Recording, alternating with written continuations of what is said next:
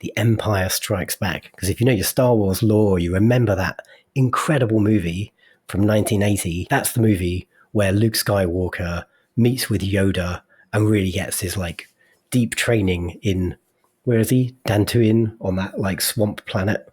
And so the movie is all about his journey towards becoming like Zen-like and controlling his emotions and to think rationally so that he doesn't just react. He can like respond to the situation that he's in.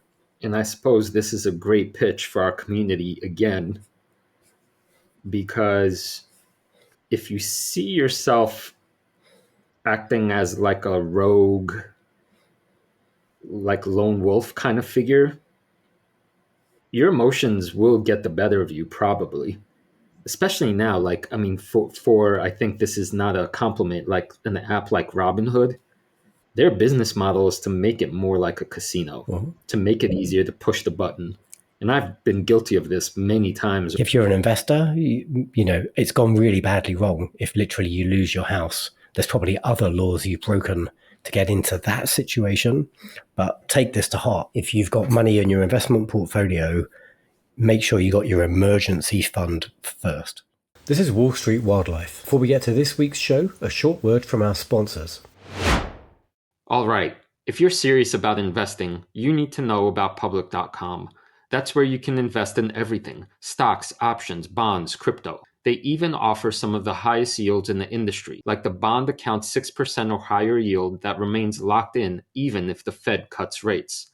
What sets Public apart is how they give you the tools you need to make informed investment decisions. Their built-in AI tool called Alpha doesn't just tell you if an asset is moving, it tells you why the asset's moving, so you can actually understand what's driving your portfolio performance.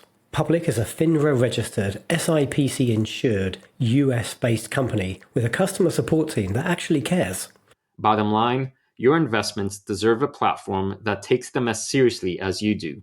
Fund your account in 5 minutes or less at public.com/wildlife and get up to $10,000 when you transfer your old portfolio.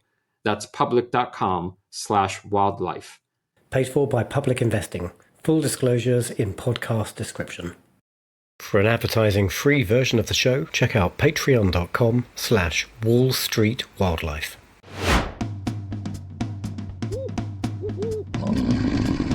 Hello and welcome to Wall Street Wildlife with Christoph and Luke. I am back from ski season, back in the UK. It's a delight. Christoph, it's amazing to see you on a big screen again, not some tiny little thing that I travel with. How are you? I'm doing very well, Badger. Glad to see every time you come back to me alive. It's always a blessing. Yes, sir. So thanks for doing that. I'd be one sad monkey without you. I'll tell you that. Yeah. Well, we have a interesting episode for you this week. You might remember, if you're a long-time listener to the show, that way back at the start of Wall Street Wildlife, we put together our 10 laws of the investing jungle, kind of timeless investing wisdom with a bit of a jungly twist. And so we're going to revisit those today in episode 73. And we're going to give a bit of an alternative spin, though, because we're both fans of pop culture and great movies and amazing TV shows. So we're going to try and bring some of our laws of the jungle to life with like metaphors and stories from existing TV and pop culture that you might well be familiar with. Hopefully this really helps us land those lessons hard. Speak for yourself, buddy. I'm more of a classical music guy myself. Right. I don't dabble with the... I hang with the aristocracy. If you want to give us some musical tips as well as we go through our laws, like you feel free, Christoph. Okay. Hey, pop quiz for you. Apollonian in the streets. How does the t-shirt end? Oh, if you're on the YouTubes, we're looking at Christoph's t-shirt. Apollonian in the streets, Apollo in the sheets, Dionysian in the sheets. Nice, okay, excellent. Was that bought for you by your beautiful wife? Like thinking of Italy and like Roman gods and her homeland. Better. I bought it for myself after publishing a recent essay on the Apollonian and Dionysian for my Fire Philosophy Substack. Okay. All right. All right. So since I spent a lot of time thinking about Nietzsche's first book, The Birth of Tragedy, I was like, I earned this T-shirt right here. So for anyone that doesn't know what the hell we're talking about or what it means, go read my blog post. I mean Substack post. All right. Badger, I'm you're is a you're bacchanalian? Is that a thing? Can I be a bacchanalian in the I don't know, in the streets probably and the sheets, just drunk everywhere? that's right. You skip the Apollonian. You go straight to the to the Dionysian. That's right. So how's your time? How would you rate ski season number what, 5? Yeah, I suppose 4 of the last 5 because COVID killed one. So ski season 4. Yeah. Yeah, it was awesome. Really, really good. We did the French Alps. We usually do North America. Like just the scenery was beautiful. I couldn't get my camera positioned to like have like Mont Blanc in the background when we did the last couple of podcasts, but fantastic. And then finished the season nearly 3 months in Avoriaz for Snowbox for a good buddy Ben's 50th birthday. So that was a ton of fun too. Yeah, but I'm back in the UK for about 3 days and played some tennis today, like reacclimatizing to normal life. 3 whole days. Damn. Hey, how does the North American skiing compare to the French Alps? I assume it doesn't favor too well. I prefer North America, to be quite honest. Yeah, yeah, yeah, yeah. You don't really get gladed runs like trees. You don't really get those in the Alps. I don't know. I'm not a geologist. I don't know why. Maybe it's like to do with the variety of trees that grow. Maybe they grow at a higher altitude. Trees generally grow at a higher altitude, perhaps in North America, or maybe the soil because the mountains are like more mountainy. I got no idea. Like, if you know, like, message me and let me know why that is the case. I'm sure I could Google it. I haven't Googled it. So I like, I like getting in the trees and getting like messy, and that's really good fun. And you can't really do that in in Europe, other than a few like spots that are lower down.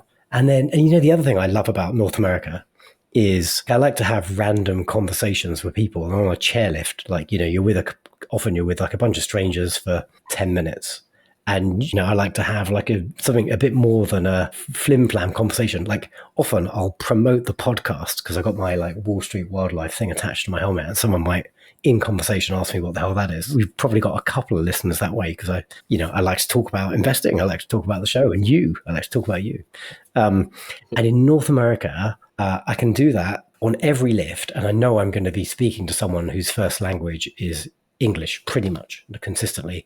Plus, my British accent is an asset in North America. In France, right, everybody speaks English, obviously, but I feel like a moron because I don't speak their language, be it, Swiss German or French or Spanish or some other thing. And so I feel like a bit of a moron. Plus, a British accent in the Alps is definitely not an asset. You're looked at like an idiot because most British people are idiots. Yeah, so the same kind of freedom of expression on the chairlifts doesn't really happen for me in Europe. That's right. You and the French, the Brits and the French have had a few scuffles back in the day, have they not? We have, yep. Right on. Well, it's good to have you back. Where are you off to next? Sardinia, motorcycle tour of Sardinia in May with some friends, one of whom is a friend's girlfriend. She's awesome fun, and she is Sardinian, and she's a motorcyclist. So she set up this really awesome tour for us where we're going to see the whole island on 2 wheels. And I've never ridden a Harley before. We're going to fly over, and we're all renting Harley Davidson motorcycles. So it's not going to be a quick tour, but it's going to be a fun one, I think. Yeah. Oh man, I got the idea for you. Like on your Harley, you got to wear the leather jacket and the big bike. Like get one of those, what's it called, cruisers or whatever, and then have little badger ears,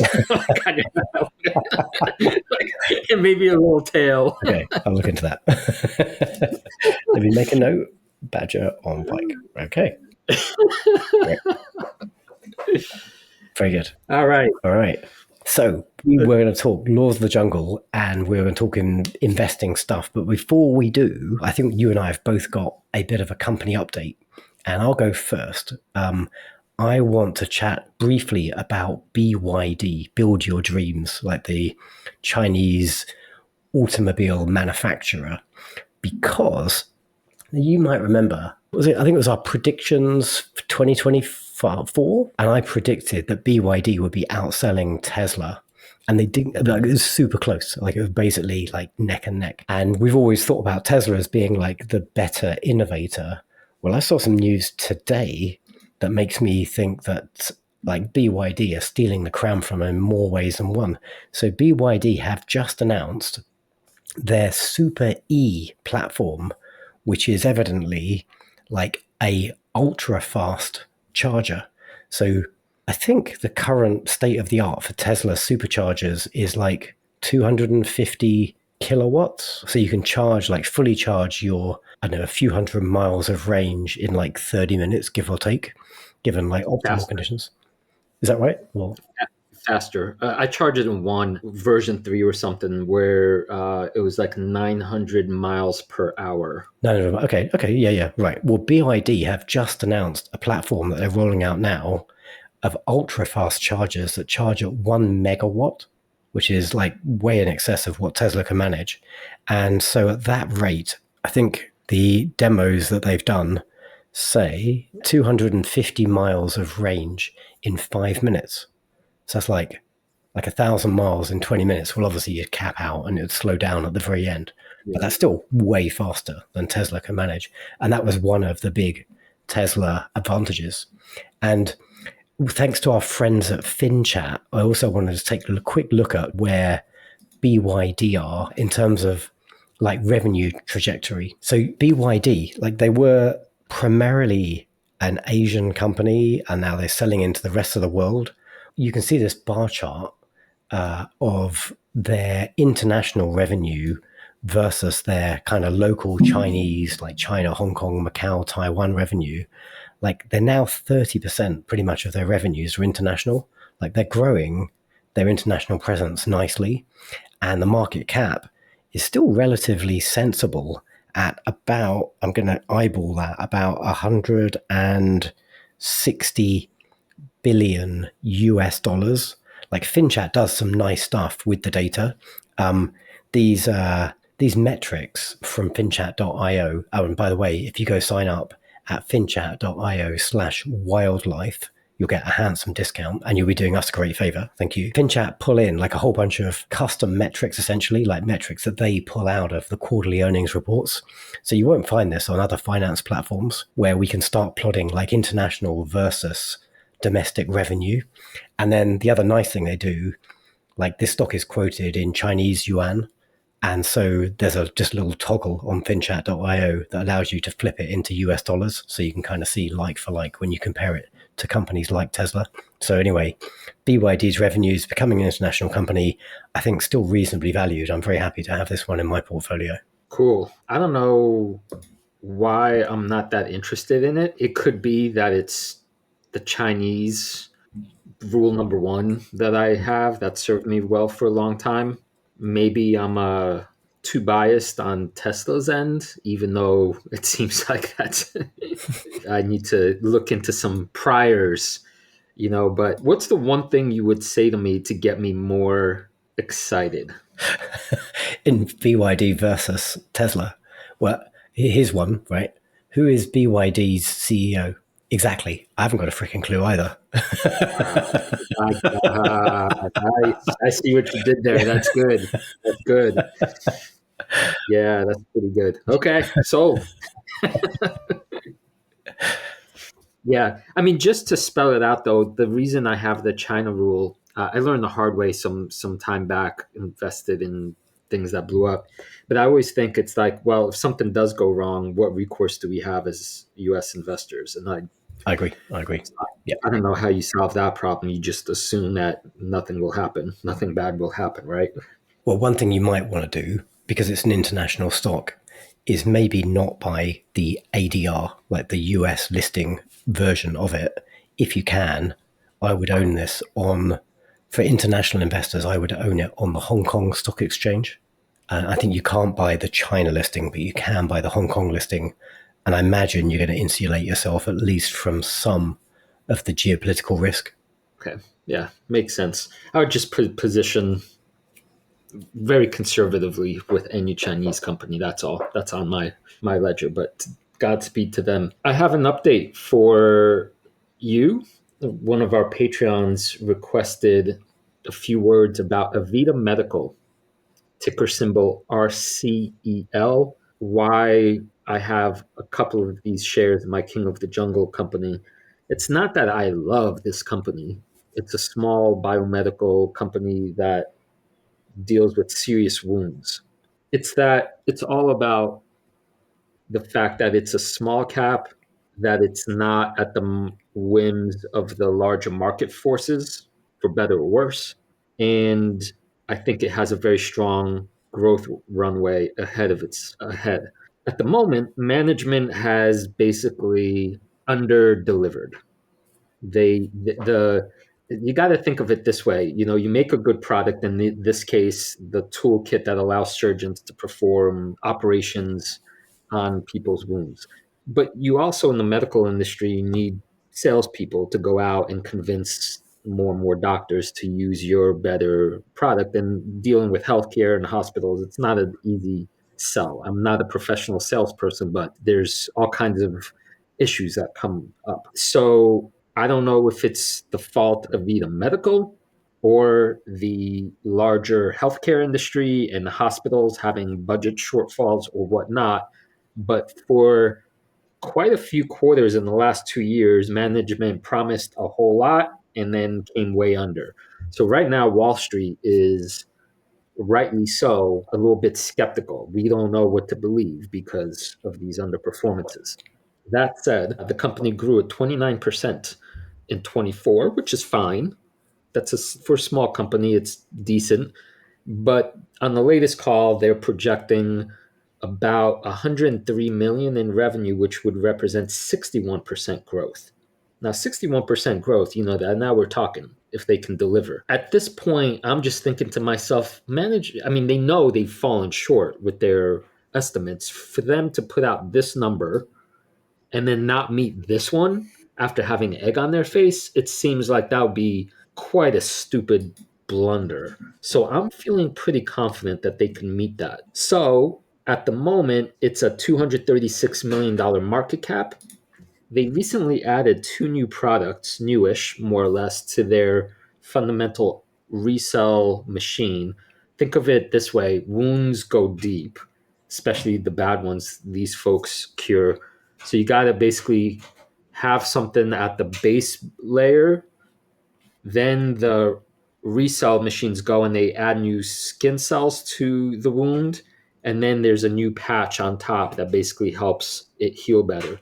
So they've expanded their kind of stack, if you will, of skin burn solutions. And this new stack is at the beginning of its growth trajectory, and it actually has underperformed. Some of these special indications have underperformed as of now, but we're very early. According to their slides, and I know you hold your nose at projections of Tame, but this is a niche, like it's not like you could just say all of the internet, right? I mean, there's only so many burn cases in the world. And so I'm taking their estimate a little more seriously, and they're calling it something like 1.5 billion for a certain kind of wound and 2 billion for an even deeper kind of wound. So 3.5 billion sort of total for down the road. And the market cap again is at 236 million. That's not even taken into consideration vitiligo, which is, I think, concluding its clinical trials, but they're not talking about that much. But that's even further down the road, but that's the biggest market. Long story short is if the sales team delivers and justifies management's forecast, this company will be in very good shape and we should see the stock appreciate handsomely. The downside is they've underperformed recently. They only have 36 million in cash. That's like starting to scrape the bottom of the barrel, but free cash flow and net operating positive should be attained by end of the year. if they in fact meet these sales goals. Last little bit that I can't speak to, but international has not been going as well as expected. And I think some of that has to do with European regulatory uncertainties, which ought to be settled in the second half of 2025. So all of that combined, Badger, is I'm happy holding just a few percent of this in my portfolio. It's one of those small companies nobody really pays attention to, but has a lot of upside if they just meet their guidance. Great stuff. It's not one that's, I think I owned options on it for a while because I was backing some of your ideas. So I don't think I own that one currently. So not in my radar, but they're doing good work. Yeah, what I would say like pure plays, because you're really looking at a small company and it's easy to wrap your mind around as opposed to like monsters taking over the whole world. It's a good way to train your investing skill set is maybe what I'm saying. And there's often in these underlooked companies that serve a particular niche, there's often massive room for not just growth but overperformance. So this is one I've studied for a few years now. I'm comfortable with it. And I like companies that end up where you feel like the ball's in their court. Can they execute? Can the sales team execute? The product's there, the FDA is there. Those are risk reward odds I like. I just wouldn't go, this is nothing like some of my really high conviction ideas. This is almost like a hedge, I think of it. Yeah, fair enough. Fair enough. Yeah, Okay. it's good to be diversified. And, diversification is one of our 10 laws of the jungle. It is. Are you gonna talk to us about that? I am. I'm going to get to it.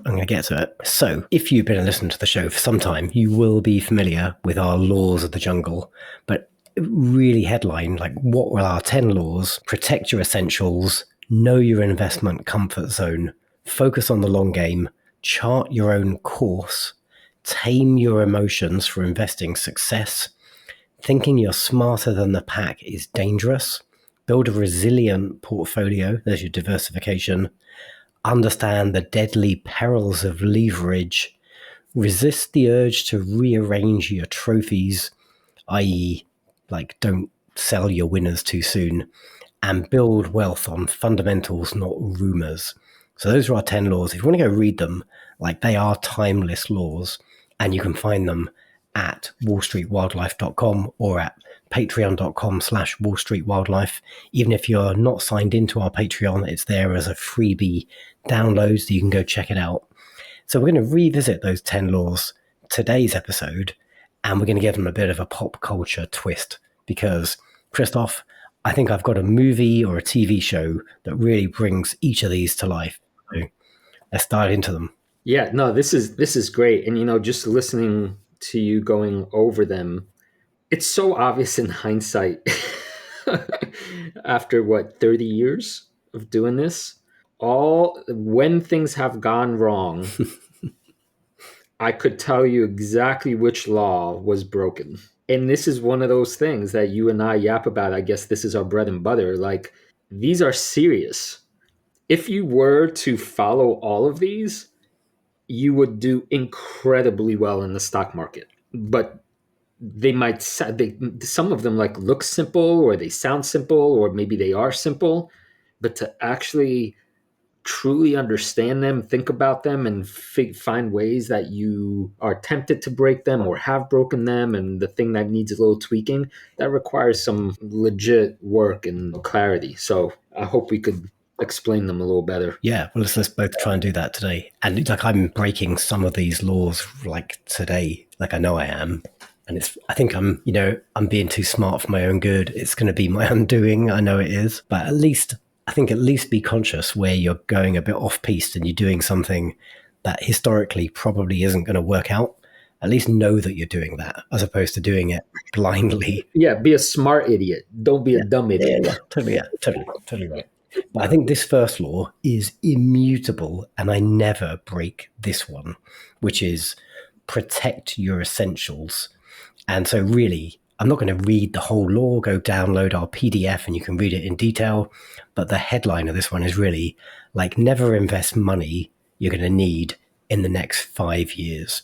Maybe 5 years is a bit long. Maybe you can come a little bit shorter, but make sure you know like the money that you need to operate your life. Because if you invest that money and if you get caught at the wrong part of the cycle, or you make a bad decision, or a company just kind of blows up on you, you might find that your actual like day-to-day life is impacted.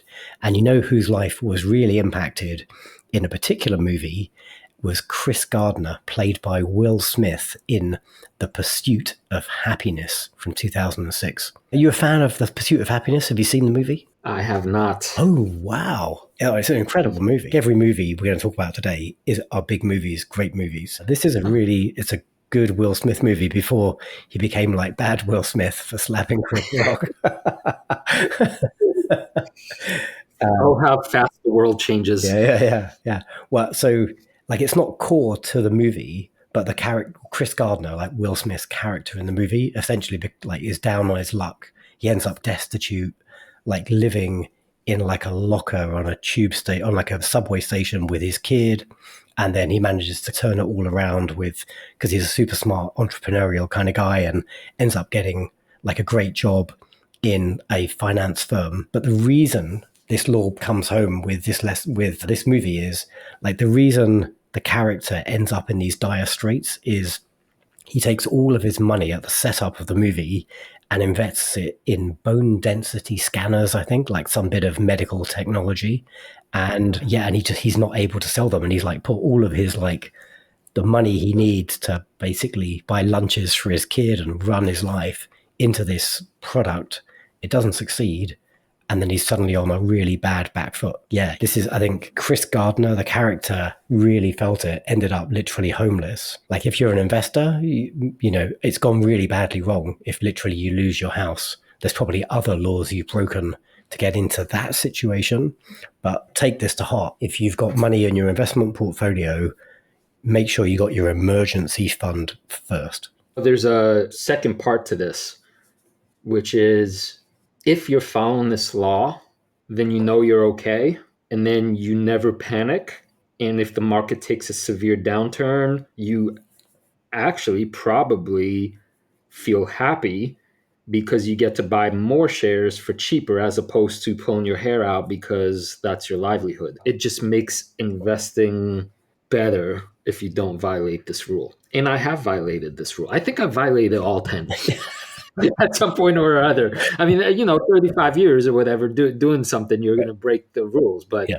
this one, you're right. Don't violate this one. Yeah. And definitely don't violate it like later in life when you have responsibilities. Maybe you got like people who depend on you, like a kid, or maybe you're financially supporting like family members or something.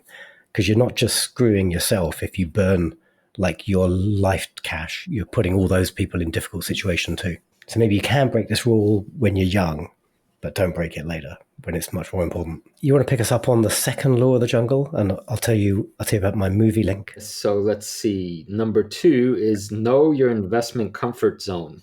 Understand your risk tolerance. So I think the poker analogy here is good. Let's see. By definition, investing is risky. Poker, like it's a game of what? Odds, probabilities, no such thing as 100% hit rate, correct?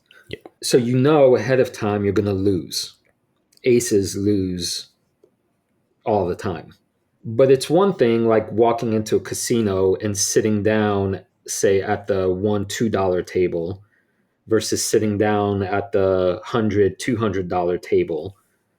And when you lose in both situations, I think it like you probably ought not have been at the $100, $200 table if you're not in the right, if you don't have the right skill set, or it's not the right time in your life, or your bankroll isn't big enough, right? It's almost, I translate this like know yourself and know how you're going to react when things don't work out so that you don't panic and you just continue, right? You just continue the process and you continue introspecting, and you then, once you have a base around that, you can see if you need to adjust it, right? If you're always beating the $1, $2 table, you might say to yourself, okay, maybe I could go up a little bit, right? Maybe I could test the waters at the 5, 10 table, right? If you're always losing at the 20 table, well, maybe you're out of your element. Maybe you got to walk back down and continue tweaking and adjusting. How's that sound? Yeah, that's good. I think. Yeah. And you're weighing up.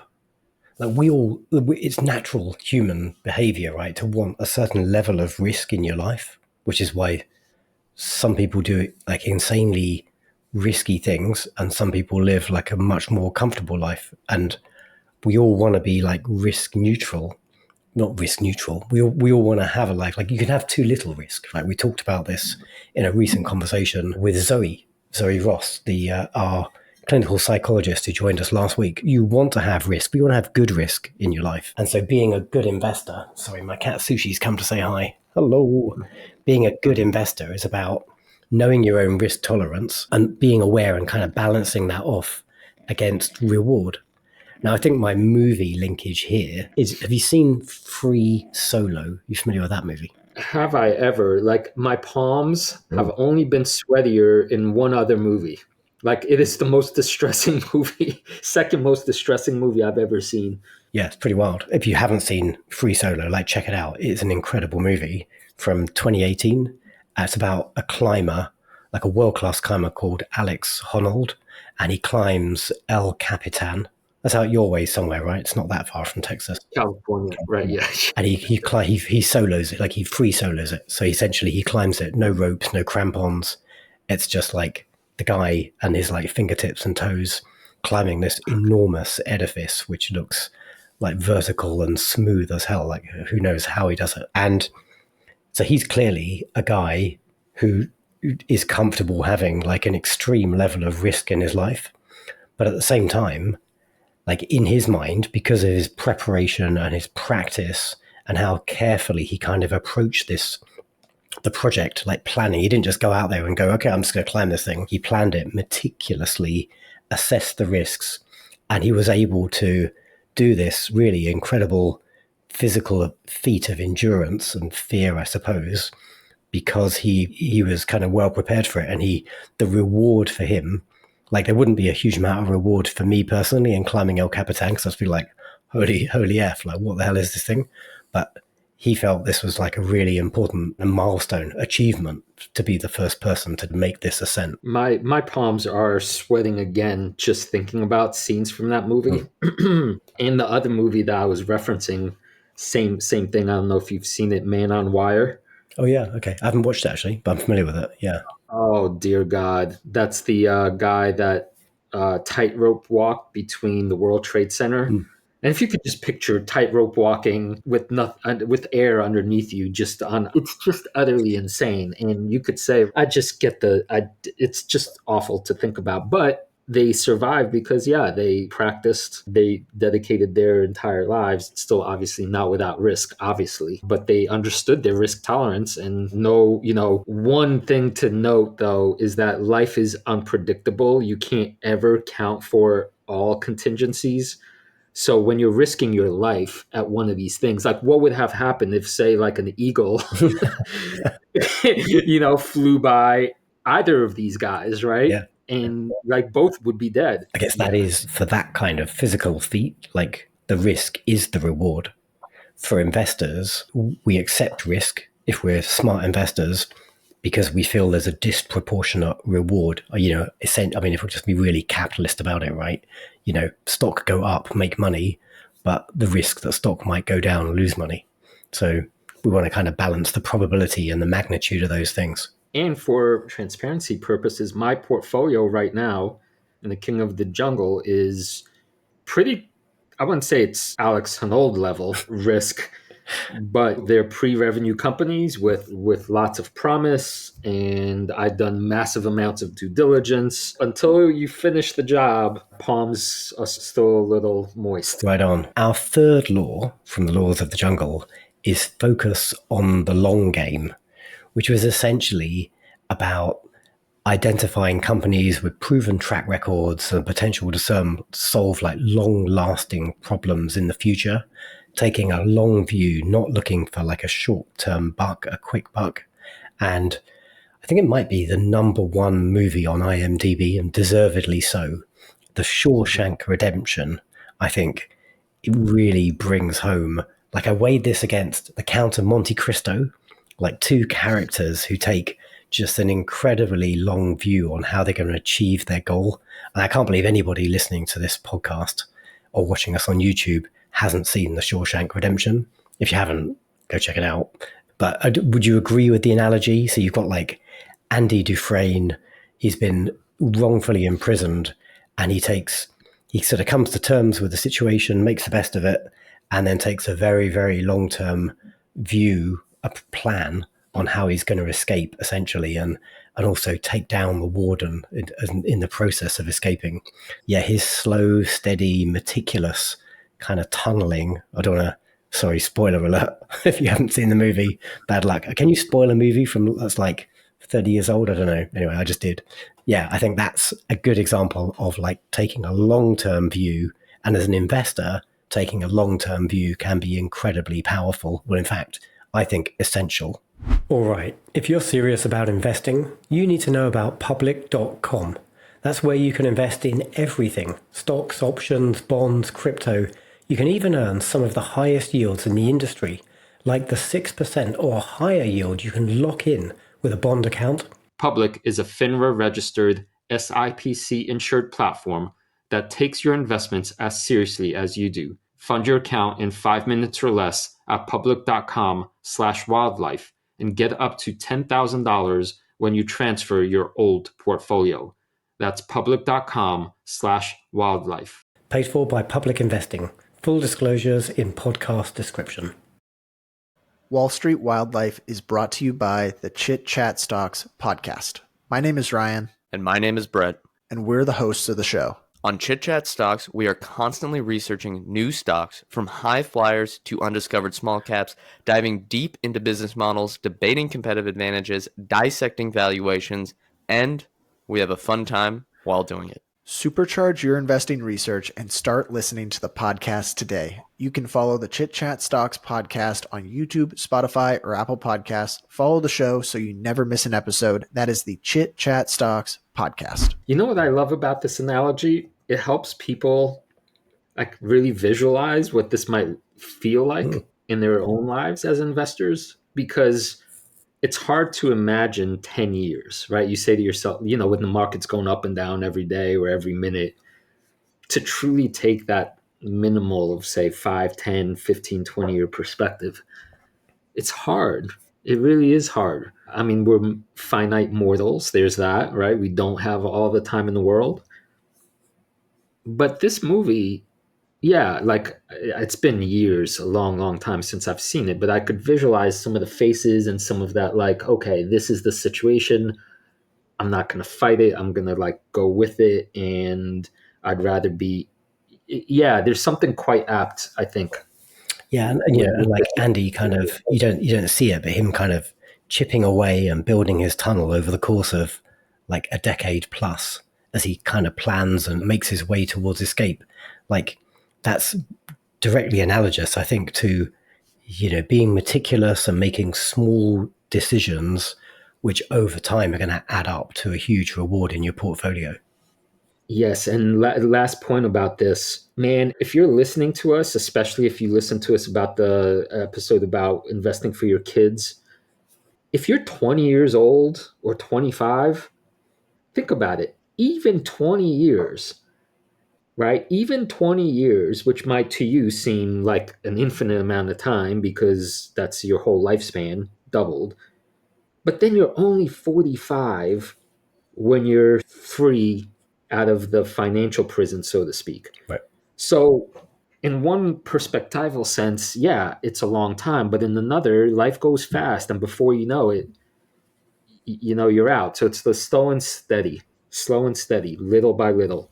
Don't like underestimate the long-term benefit of these small decisions you might to make today. And like, as we said in our how to get started investing episode quite recently, like the most important decision is just get started, right? If you haven't got started yet, what are you waiting for, quite honestly?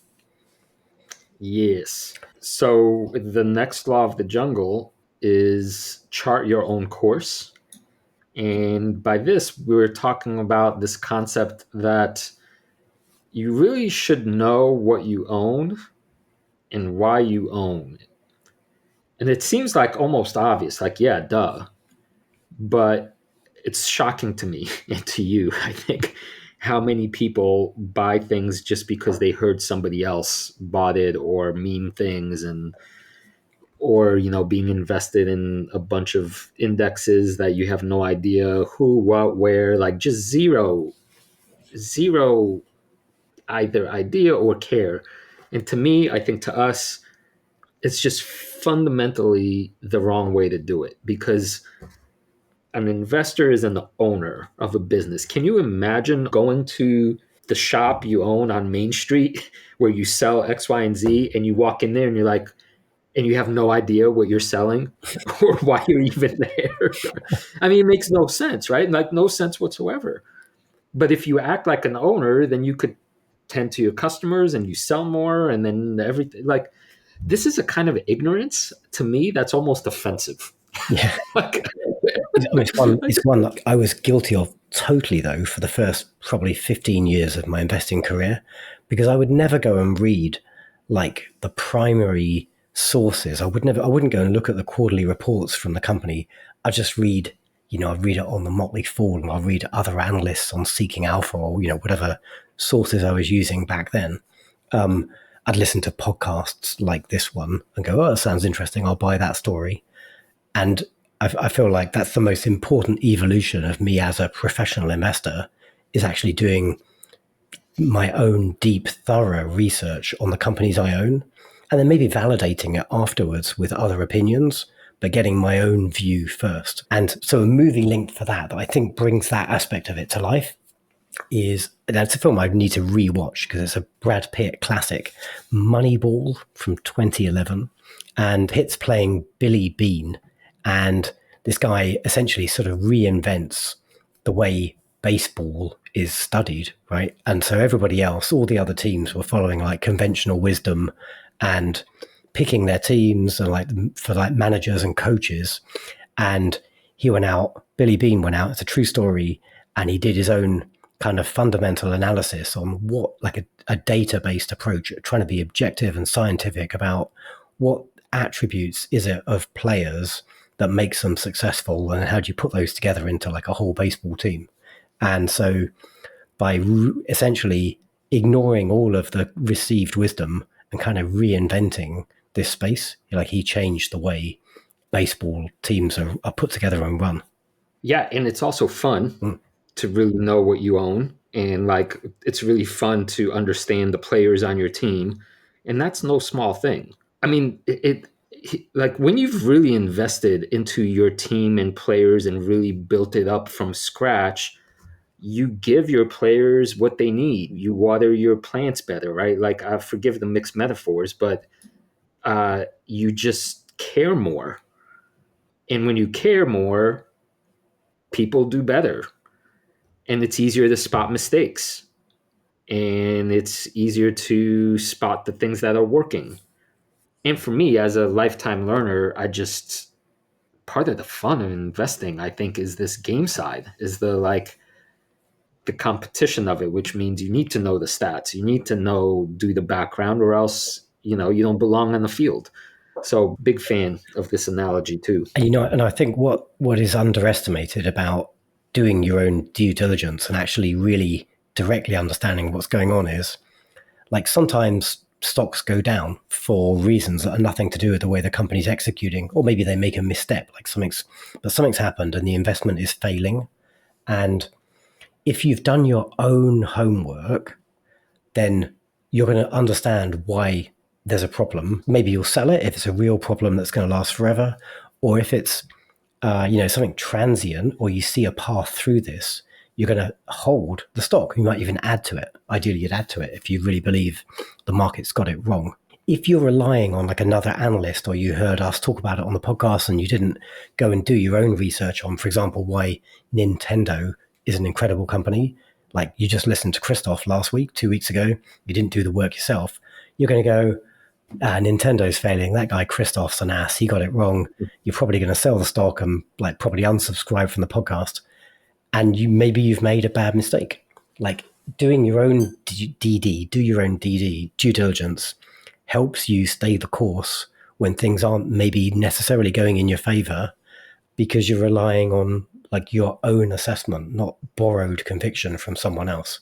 Yeah, this is so important. I mean, this is what our own business model is, that we run a podcast and we run a small community over at patreon.com/Wall Street Wildlife, where we say to our listeners and our members, basically, look, these are companies we're interested in and we've put in the time and we really like what we see or don't like what we see. And that is only translated as you now have a green light to go look in the places we're looking and begin your own process. That's all it is, right? So it's not financial advice in any sense of the word. It's basically, we're encouraged by this story and think you might find a lot of satisfaction in exploring it for yourself, right? Great stuff. Yep, absolutely. Absolutely. All right. Our next law was tame your emotions for investing success. And this is really like, be the master of your emotions. Fear and greed can kill your returns. And if you want to really get into this law, literally just check out last week's episode where we went deep on understanding and defining and managing your emotions with a clinical psychologist. And I think I've got a fun movie suggestion for you here for this one. The Star Wars trilogy, but specifically The Empire Strikes Back. Because if you know your Star Wars lore, you remember that incredible movie from 1980. Like, that's the movie where Luke Skywalker meets with Yoda and really gets his like deep training in, where is he? Dantooine, on that like swamp planet, and like the dark side of the Force. Like, Luke has to come to terms with controlling his own emotions, and then he faces a sort of image of Vader, who he doesn't know at that point is his father. There you go. I'm spoiling another movie for you. And, you know, he succumbs to the dark side briefly during his training. And so the movie is all about his journey towards becoming like Zen-like and controlling his emotions and to think rationally so that he doesn't just react. He can like respond to the situation that he's in. And I suppose this is a great pitch for our community again, because if you see yourself acting as like a rogue, like lone wolf kind of figure, your emotions will get the better of you probably. Especially now, like, I mean, for I think this is not a compliment, like an app like Robinhood, their business model is to make it more like a casino, to make it easier to push the button. And I've been guilty of this many times over the last few years because it is so easy. I mean, you know, like, willpower can only get you so far, you know, if you keep encountering the same sort of like seductive qualities.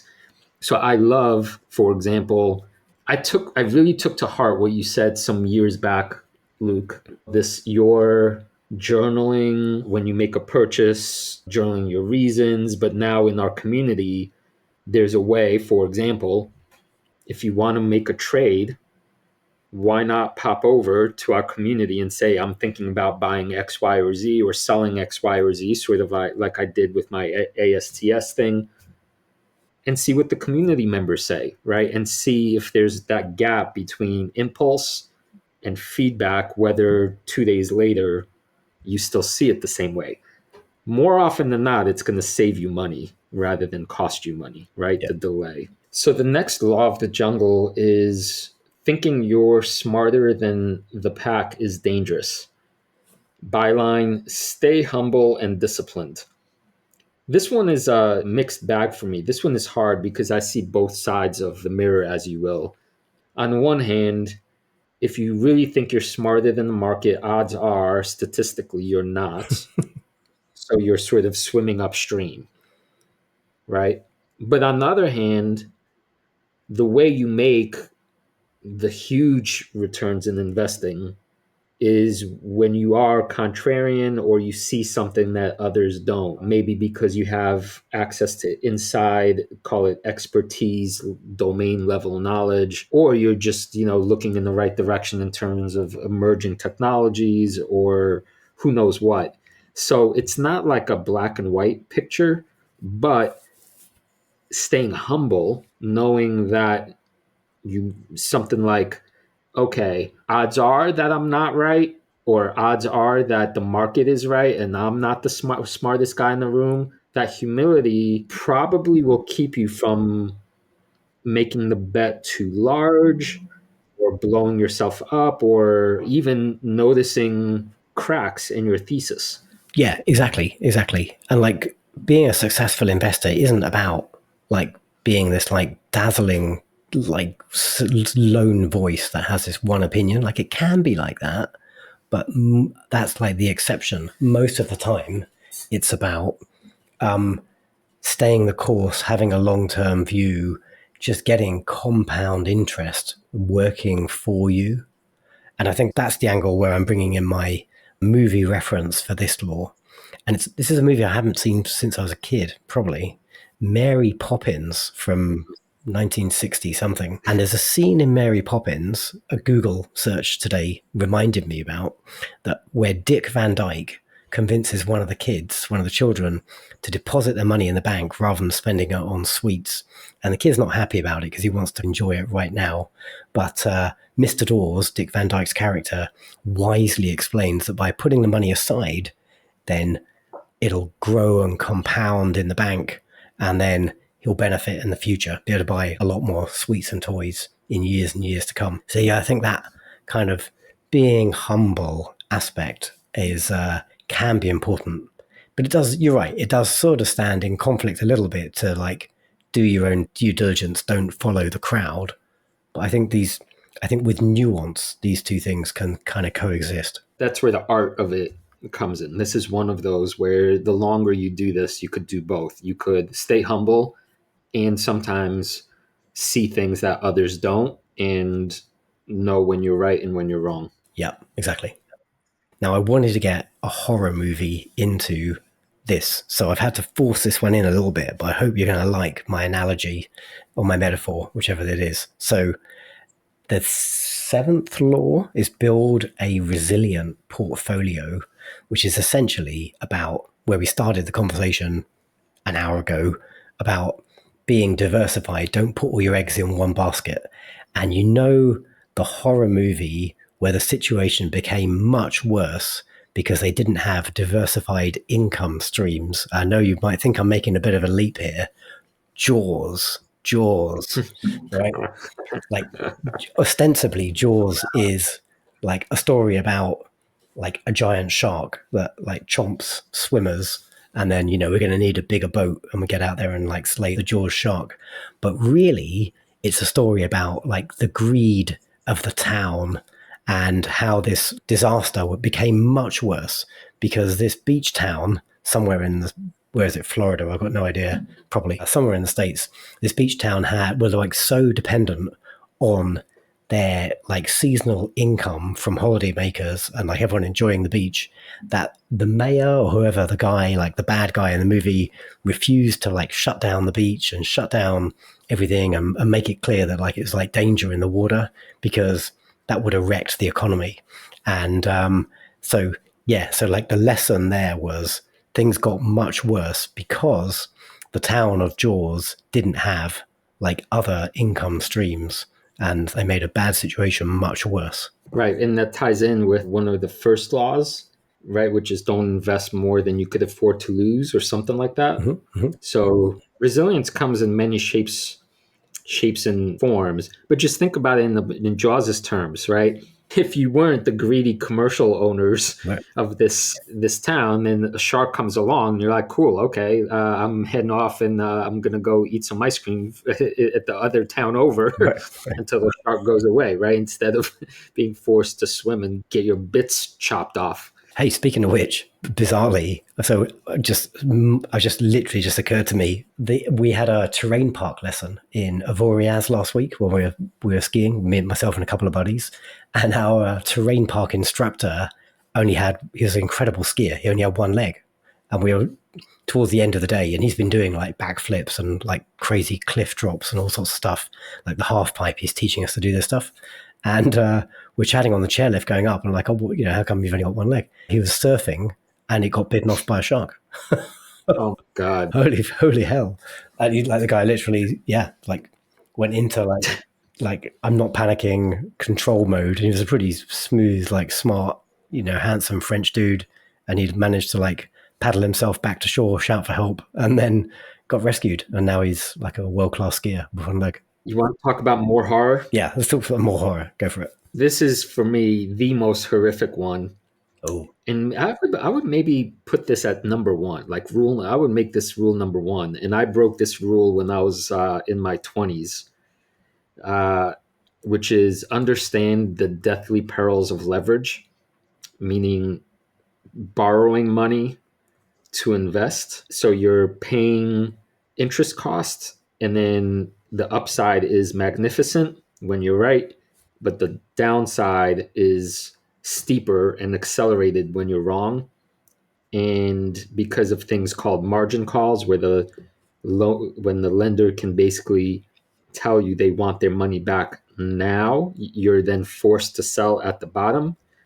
Many people have lost their entire life savings this way. I've lost way more than I'm afraid to admit. And so for this reason, I'm happy to be on the record to say, do not, under any circumstances, use margin to invest. Period. yeah. And there's lots of different ways you can make leveraged bets. Like at the simplest, you could just buy like a 2x ETF or something, essentially some product that tracks some other thing, like an index or a company. You can buy like a 2x or a 3x Nvidia ETF if you like. But essentially, this thing is designed so that when the stock goes up, it goes up by 2 times or 3 times. When the stock goes down, it goes down by 2 times or 3 times. Like those are short-term products that you might rationally own for a good reason, for like a trading reason. But these are not a lot of things to hold for the long term. Like you will lose all your money if you hold those kind of products. The only, I would say, asterisks would be once you obey rule number one, which is never use leverage, it is in the realm of more advanced investors to say allocate something like whatever, you pick some percentage of your portfolio that you are literally okay going to zero because you've already made it and you're doing well everywhere else. Call it 5%. And then within that 5% bracket, you might say to yourself, okay, I'm going to take some real big swings based on my due deep diligence. And if I'm right, great. And if I'm not, no skin off my back because that's what I expected would happen. But that's I would say not till you've been investing for 10 years and you have a lot of experience and you're financially sound. And this is all playing with house money, so to speak. And our movie link for this one is The Big Short from 2015. Awesome film that teaches you a ton about the way the financial system actually works. Like just really, really good. And it's a bit odd the way leverage functioned in the great financial crisis, but essentially that was the underpinning of how everything really went up the wazoo. Too many people, the example in the movie is they find a stripper who owns 10 houses or something. She's leveraged to the hilt because she's sort of playing property, and so she's over leveraged.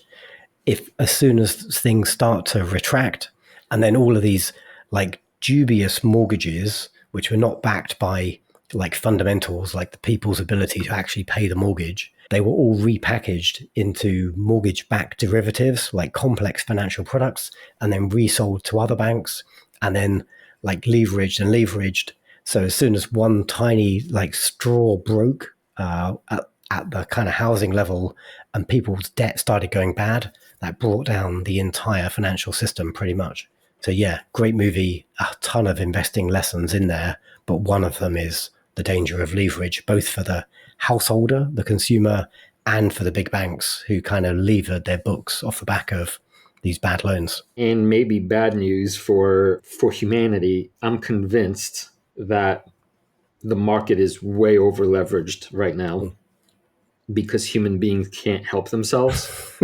And that the lessons we learned in 2008, that nearly brought the world to a financial collapse. We're right back where we were. I guess it's now 17 years ago.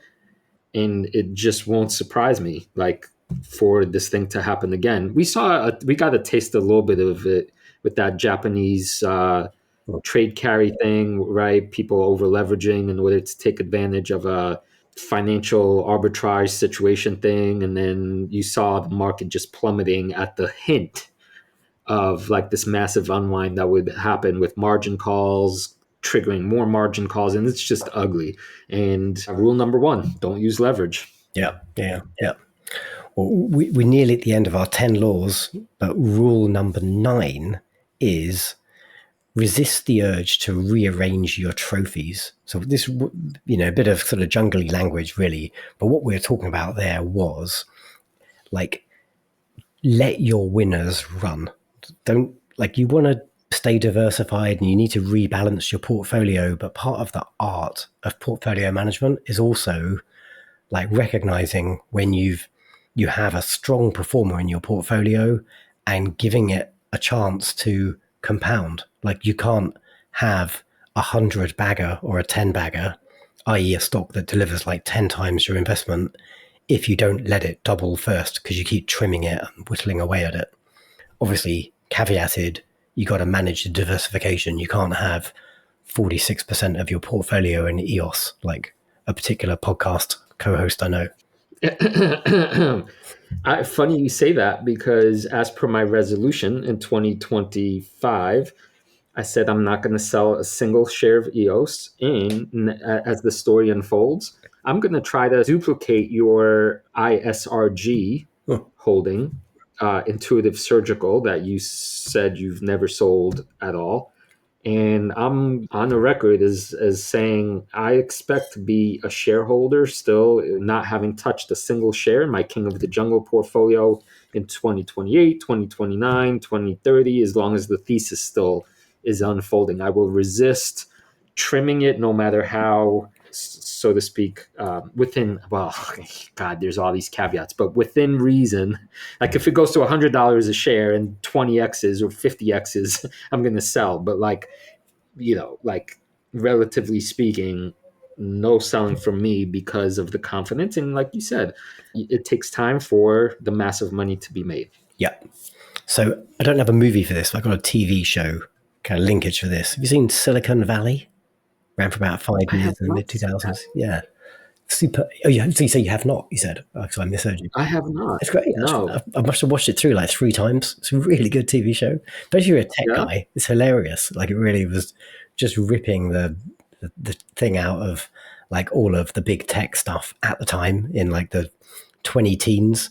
Well, like at the core of the show, it sort of evolves, is this guy, Richard Hendricks, he's like a world-class, super developer guy.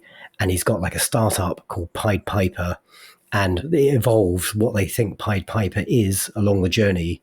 But essentially, like, Richard, the founder, recognizes the core of this thing is its revolutionary compression algorithm, in outside in or inside out. And then throughout like the 5-year TV show, all the seasons of the show, like, he's constantly fending off various acquisition attempts from Hooley, Gavin Belson at Hooley, who's like, can see that his business is going to get wiped out by Pied Piper because they've got an inferior compression algorithm.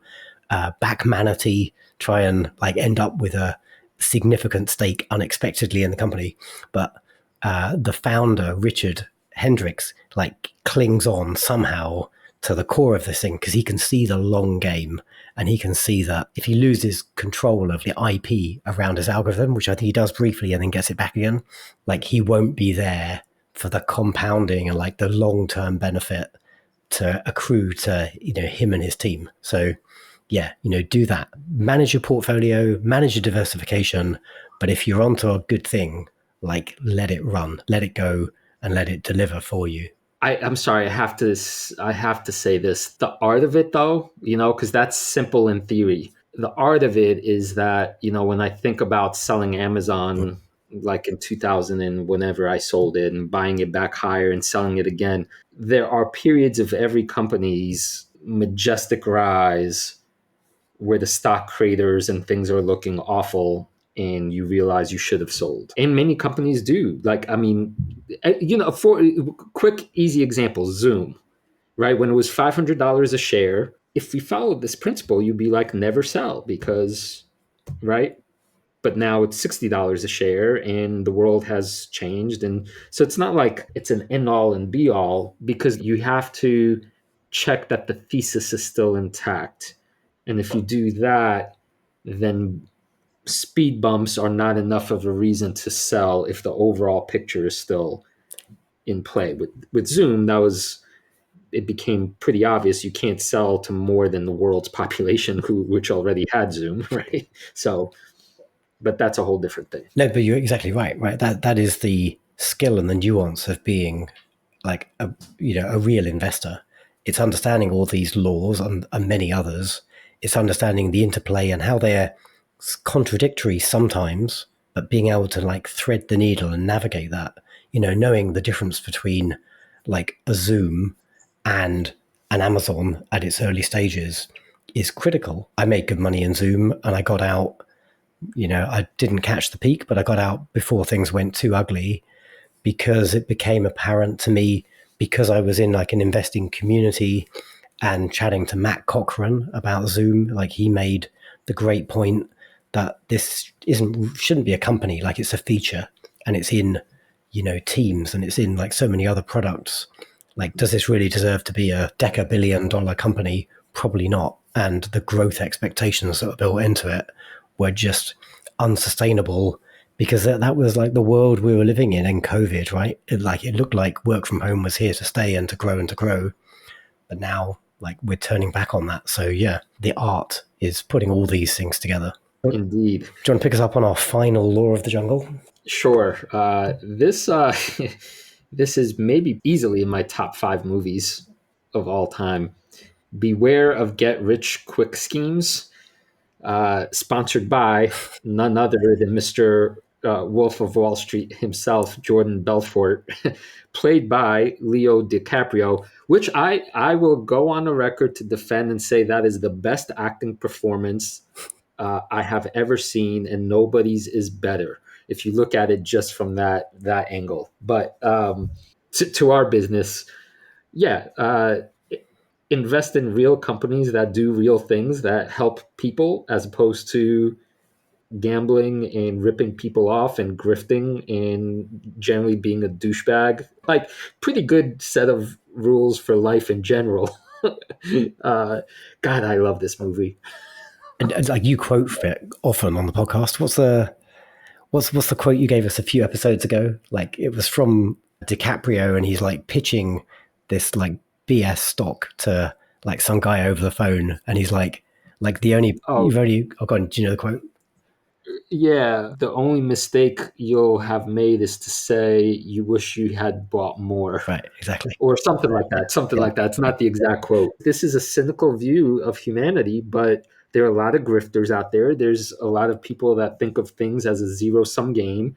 Their intention is to steal from you or take your money. And unless you have a fundamental solid ethics where you're investing for the right reasons with the right frame, which is to create value and be rewarded for the act of creating value, then you're going to be taken by one of these grifters, or you might be one yourself. And that's not something that the monkey and the badger support on any level whatsoever. Live by the sword, die by the sword. Absolutely. Yep. See, Christoph's banging his chest as they were in the movie. Very good. So you know what, Badger? Those are rookie numbers. Yeah, those are rookie numbers.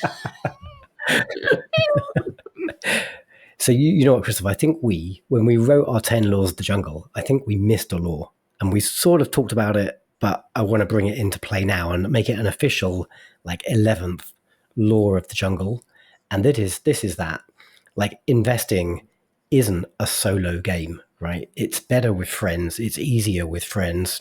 It's easier as part of a community because, like you said, you can pitch your idea on patreon.com/Wall Street Wildlife and get feedback from other investors, some of whom might already be shareholders, some of whom might have direct experience of the actual products and services the company provides. You just bounce your ideas off other folk who are interested in this same kind of fun game of trying to find like the world's greatest companies. It just, 2 heads are better than 1 and 200 heads are better than 2, right? It makes so much sense. And we do have the seed of a great community at Patreon, so do check it out. Wisdom of the crowds. There's something to that. One. Also, it's just more fun. This is one of those things, you know, how people burn out when they either go too hard at one thing alone and then they just can't sustain it, or they make a mistake and then we've seen this. How many times have we seen this in all the market cycles, right? People get excited when it's up, then it goes down and they say never again. Then they drop out, right? They drop out, the market goes up when they're out of it, then they come back buying at the top. I mean, and just like burning your money away, as opposed to saying, no, I'm sort of in this not just to get rich and wealthy, but to have a good time, to make friends, to make relationships, and that will help you stay in the game longer. And like, what's life about, really? It's not about the money. It's about the journey, blah, blah, blah. I'm not going to get all hallmarky on you, but I mean, really, this is huge. Yeah, like you said, it makes stuff more fun. It makes it easier, and you'll make better decisions as a result of being part of a community. And maybe a nice sort of financy, community-oriented movie is the Christmas classic, It's a Wonderful Life, which reminds us that true wealth lies in community and relationships and having a positive impact on others rather than just pursuing financial gain. Yes, and no disrespect to YouTube or our YouTube commentators, but I gotta say, in this moment of our own journey, when we get some requests for some comment, you know, on YouTube, because it's such a huge, big platform and we don't often know who it is that's asking something, it just isn't the same as when one of our own community members on Patreon does. And it has nothing to do with money, or it has nothing to do with like incentive. It has to do with like, there's people that are in, and then there's everybody else. And people who are in your tribe, you know them and you respect them and you will take the time, and like, it's just a whole nother thing. So if you're listening to this from YouTube and you're not in our community, consider that it's just like a structure of human nature. Like, we treat others more thoughtfully when they're one of us, so to speak. One of us. One of us. You do love that movie. Great stuff. Well, I hope you got some value out of our little review of the 10 laws of the jungle, or the 11 laws of the jungle. If you do want to go read them in full and see our pretty pictures, go check them out at patreon.com/Wall Street Wildlife. You can find it on there as a freebie download. You don't need to sign up to get that. Christoph, anything you want to close us out with? Check out finchat.io, the program. I love it. We both love using it. It's kind of our one-stop destination. It's what I used for Avita Medical to go over the latest, transcript that they did at a medical conference. It was so cool. Like, the transcript was already there. You see it transcribed, and you could also play the recording, and it highlights the section of the transcript. So it's just AI stuff doing finance, and it's making the finding of information so much easier, so much more direct. And like, you have nobody has an excuse anymore to like not know the answer to some investing question, really, if you use a product like FinChat. So check it out. Use Wall Street Wildlife, or is it just Wildlife? As the finchat.io/wildlife to get our promo discount code. Great stuff. All right. Until next week, are you ready to become a beast of an investor? Your journey starts here.